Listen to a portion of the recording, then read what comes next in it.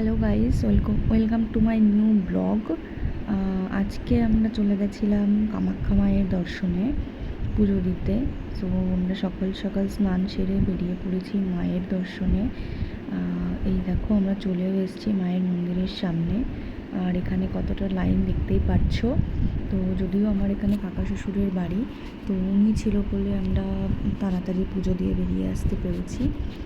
এটা মন্দিরের বাইরেটা, যেখানে এখনও বলি দেওয়া হয়। তো এই দেখো মন্দিরে উঠছি, আমার ছেলে ওই যে ও তো ভীষণই খুশি মন্দিরে উঠতে পেরে, মানে আসতে পেরেই ও ভীষণ খুশি।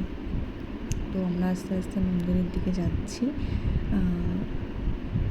আমি প্রথমবারই এসেছি। তোমরা কে কে কামাখ্যায় গেছো আমাকে কমেন্ট করে জানিও। তো এদিকে আমরা বরের ডালা নেওয়াও হয়ে গেছে। আমরা পুজো দেবো বলে ভেতরে ঢুকছি। তো যদিও বা ভেতরে ফোন অ্যালাউ নেই, বাইরে থেকেই যেটুখানি ভিডিও করার করেছি। তো এই যে দেখতে পাচ্ছ আমাদের ডালা নেওয়া হয়েছে, যেখানে সেখানে আমরা দাঁড়িয়েছিলাম। তো আমাদের পুজো দেওয়া হয়ে গেছে। আমাদের যে আর কি পান্ডা ছিল উনি ভীষণই ভালো ছিল, খুব সুন্দর করে নিষ্ঠা ভরে আমরা পুজো দিয়ে বেরিয়ে এসেছি। আর এখানে আমরা একটু বাইরের দিকে যাচ্ছি মন্দিরটা ঘুরে দেখতে।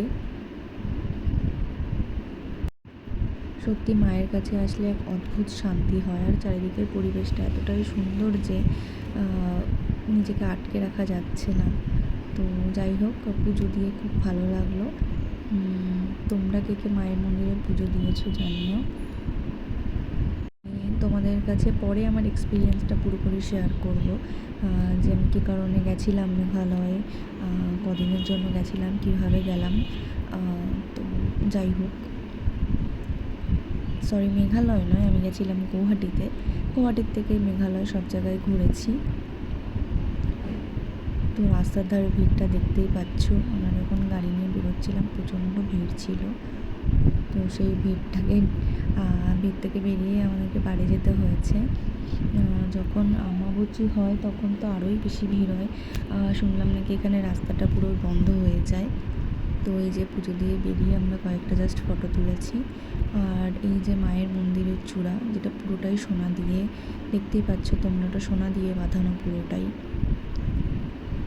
তো জয় মা কামাখ্যা, সবাইকে ভালো রেখো, সবাই যেন ভালো থাকে। তো তোমাদের সাথে এইটুখানি ভিডিও শেয়ার করতে পারলাম আমি। আমার ভিডিওগুলো ভালো লাগলে প্লিজ চ্যানেলটাকে লাইক অ্যান্ড সাবস্ক্রাইব করে দিও।